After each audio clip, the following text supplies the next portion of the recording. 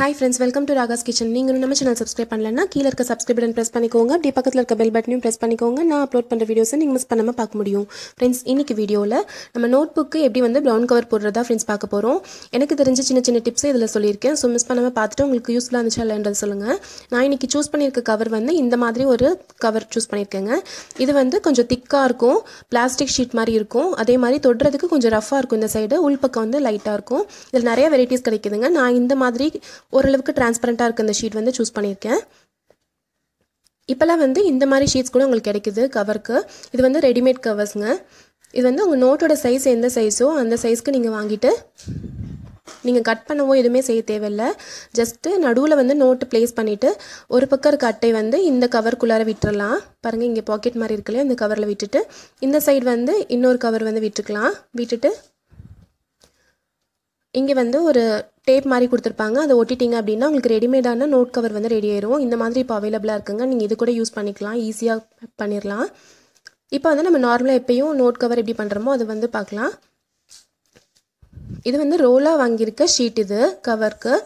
So உங்க note வந்து சின்ன சைஸா இருந்துச்சுனா நீங்க இந்த மாதிரி வச்சு நீங்க வந்து கவர் போடிங்கனா நிறைய நோட்ஸ்க்கு வந்து கவர் போட முடியும். இது கொஞ்சம் பெரிய நோட்டா இருக்கனால இந்த மாதிரி நான் வச்சுக்கிறேன். இப்படி ப்ளேஸ் பண்ணிக்கிறேன் நோட்டை.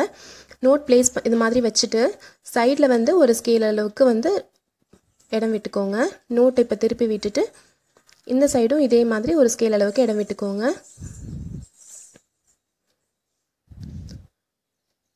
மோஸ்ட்லி நம்ம ஸ்கூல்ஸ்ல கொடுக்குற நோட் எல்லாமே ஒரே சைஸ் இருக்கும். சோ ஒரே ஒரு நோட்டுக்கு இந்த மாதிரி நீங்க மார்க் பண்ணிக்கிட்டீங்கன்னா போதும்.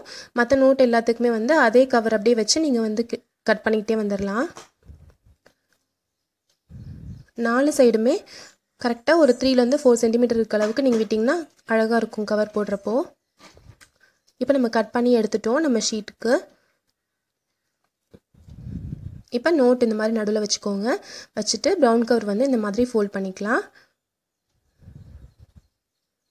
லைட்டா இந்த மாதிரி கையில பிரஸ் பண்ணி கொடுத்துட்டு மேல இருக்க அட்டை மட்டும் தூக்கி விட்டு அதுக்குள்ளார வந்து ஃபோல்ட் பண்ணி விட்டுக்கோங்க. நீங்க உங்க நகத்துல வந்து ஃபோல்ட் பண்ணாம உங்க விரல்ல வந்து ஃபோல்ட் பண்ணுங்க. அப்பதான் கிழியாம இருக்கும் கவர் உங்களுக்கு. லைட்டா பிரஸ் பண்ணி விட்டாலே போதும். நல்லா ஸ்ட்ராங்கா நின்னுக்கும். இப்போ வந்து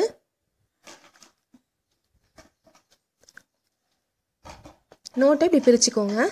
பிரிச்சிட்டு இந்த நோட் வந்து பாத்தீங்கன்னா இப்படி நடுவுல இருக்க பேजेस மட்டும் தூக்க முடியும். இந்த மாதிரி இருக்க நோட் தான் இது. இந்த மாதிரி நோட்ஸ் தான் நீங்க வச்சிருக்கீங்க அப்படினா ரொம்ப ஈஸியா இந்த மாதிரி வந்து கவர் போட்டுறலாங்க. கீழ இருக்க இந்த கவர் வந்து அப்படியே இந்த இடத்துல மடிச்சு விட்டுருங்க. சோ நீங்க வந்து சிசர்ஸ் வச்சு கட் பண்ணனும் கவர்ஸ்ன்றது அவசியம் கிடையாது. இந்த மாதிரி போட்டாலே போதும். நல்லா ஃபிட்டிங்கா நின்னுக்கும் கவர் உங்களுக்கு. பாருங்க நல்லா நீட்டா இருக்கு. ஃபுல்லா கவர் ஆயிருக்கு.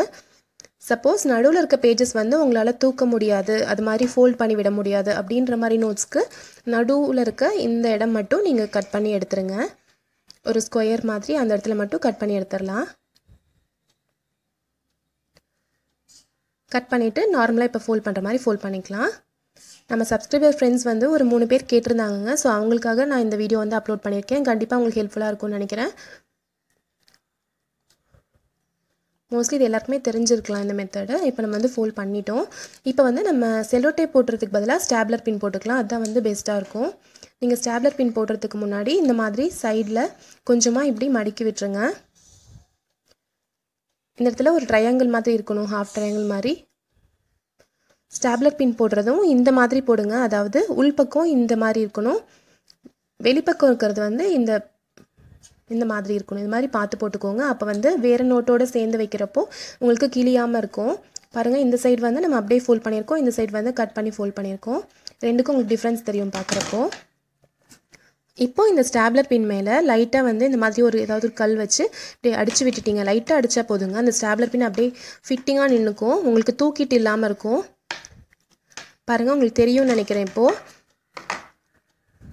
உங்களுக்கு கையில தொட்டு பார்த்தாவே அங்க ஸ்டாப்லர் பின் இருக்குறதே தெரியாதுங்க. நல்லா நீட்டா ஃபிக்ஸ் ஆயிருக்கும். கண்டிப்பா இந்த டிப் வந்து ட்ரை பண்ணி பாருங்க. உங்களுக்கு நோட் பேजेस எங்கேயுமே கிழியாது. 1 இயர் ஆனாலுமே உங்களுக்கு நீட்டா இருக்கும். இந்த வீடியோ உங்களுக்கு பிடிச்சிருக்கும்னு நினைக்கிறேன் फ्रेंड्स. பிடிச்சிருந்துச்சுனா நம்ம சேனல் ராகாஸ் கிச்சன்ல ஒரு லைக் கொடுங்க. फ्रेंड्स கூட ஷேர் பண்ணிக்கோங்க. சப்ஸ்கிரைப் பண்ணிக்கோங்க. Thank you.